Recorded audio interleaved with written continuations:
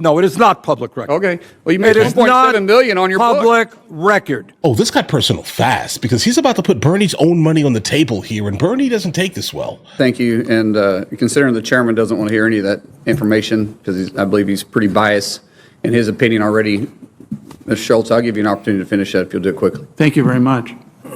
So, as you might imagine, we're very curious to understand what happened in Buffalo.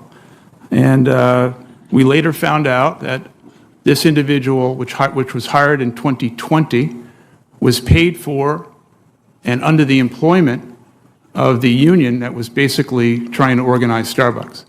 We later found out there was more than one person. And so you might want to ask yourself, where's the fairness, Right. the objectivity, and the integrity of what we're talking about here today? No, and I mean, if you're anti-union as a CEO, you're anti-union busting or you're for union busting. I'm not saying you're anti-union. I'm just saying that it seems like to me, as a former CEO, not nearly at the success that you were at, sir, and I'm not trying to defend your company because, quite frankly, politically, we're on totally different ends of the spectrum. And so the irony of this hearing is actually kind of funny. And I do want to point out some hypocrisy about this hearing with the chairman. And it's not trying to get personal. All this information is going to be very public. But the fact that you can't defend your company because you want to have a good relationship with your employees and you believe in employee value, which we all do. Any CEO knows that the success of our companies are based on our employees. We get that. But it seems like unions today, all they want to do is fight with their employees or their employer. The same employer that is hiring those team members. And that friction causes a very volatile and tough workplace. And if the company and the employees aren't in the same boat, rowing in the same direction, then neither one can be successful. And unions themselves, if you're part of a union, you can never be an executive, you can never be a manager, and never be a CEO. And if you can't be an executive or a manager or the CEO, then how are you actually going to implement the changes that the unions want in those positions to begin with? Strong arm robbery, basically. And it seems like they actually hold back their team members. They do. But I take offense to the chairman pointing out that all CEOs are corrupt because they're millionaires. You know, if you make a lot of money, you're corrupt. Yet it's bothering to me because, Mr. Chairman, you yourself have been very successful. Rightfully so. Glad you have been. You've been in office for 28 years, and you and your wife have immersed a wealth of over $8 million. And in fact, your quote on being wealthy and being a millionaire was, well, if you write a bestseller, you can be a millionaire too. If you can be a millionaire, why can't Mr. Schultz and other CEOs be millionaires and be honest too? If that's the case, then why is it that Mr. Schultz, who actually creates jobs and a bestseller of a book, isn't creating any jobs? Why is it that he's corrupt and you're not?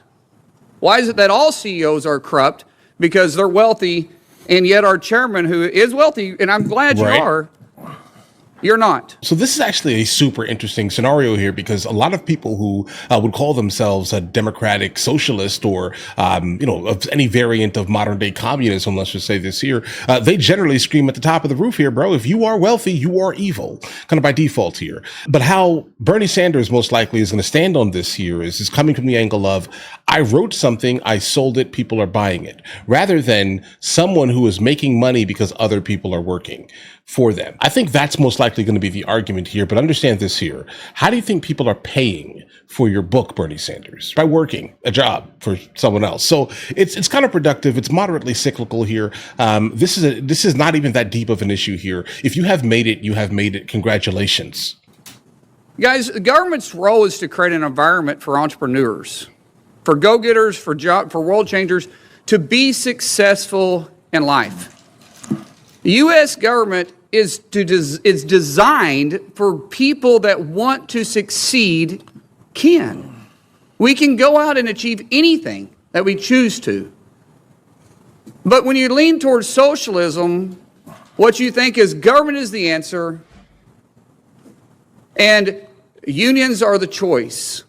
And if you're against us, then you're dead wrong and you must be corrupt. That's not the world we're living in. It kind of is the world we're living in. That's not the America that we believe in. And I'm not against unions. Unfortunately. If you want to choose to be in a union, be in a union.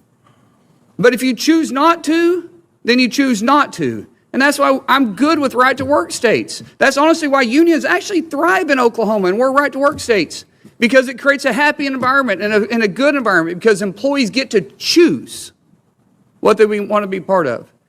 And the employer can have a say in it. What is wrong with choice?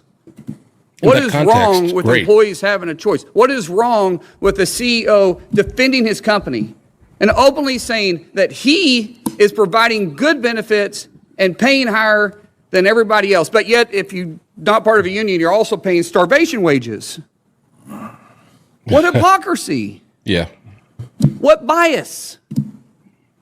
Chairman, you are chair of the Health, Education, Labor, and Pension Committee.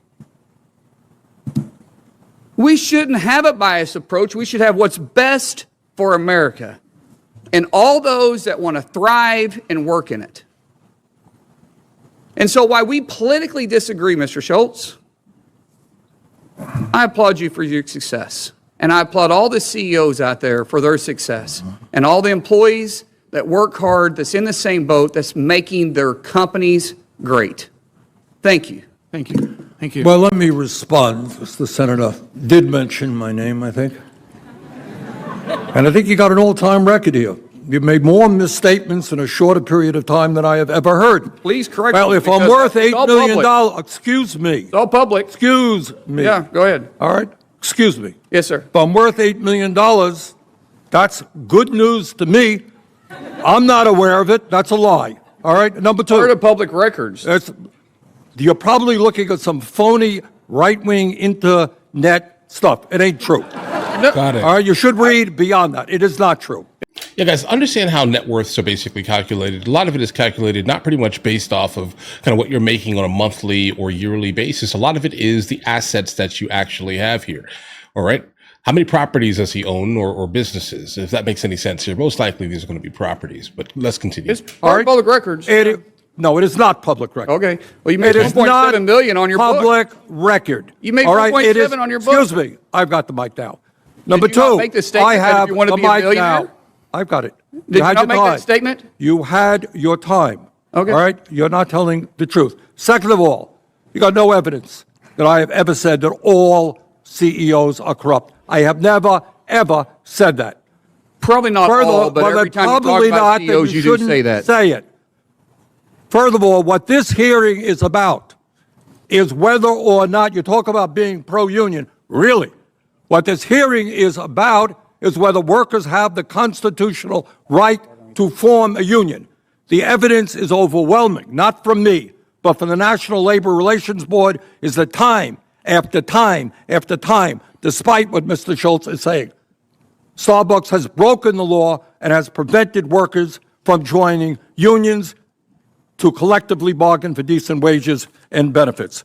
Senator Baldwin. So based off the information that we heard right here, I want to go ahead and kind of point things out here. Because the fact that Bernie Sanders just basically screamed at the top of his voice here, saying that the information was wrong here, I had to look it up here. All right, so it basically says on the internet here, 2.5 million to 3 million here. Let's see, book royalties are generating roughly 1.7 million of his alleged net worth, understand this here.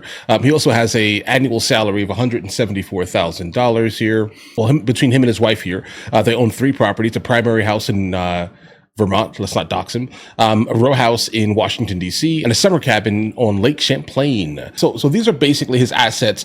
He's getting some type of 1099K, most likely coming from his royalties from his book here.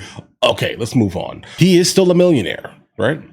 Like, in fact here, I never understood the idea of people that kind of espouse this type of reality, let's just say this year, the ones who play mental gymnastics, okay, that legitimately have the nerve to be wealthier than most people in the United States of America. I mean, bro, $174,000 a year basically dictates he's making more than $10,000 a month. Okay? You understand what that means here, guys? I mean, guys, how much would $10,000 a month save your life right now? And he's been doing that for 28 years, apparently. So understand what I'm saying here when I'm saying this.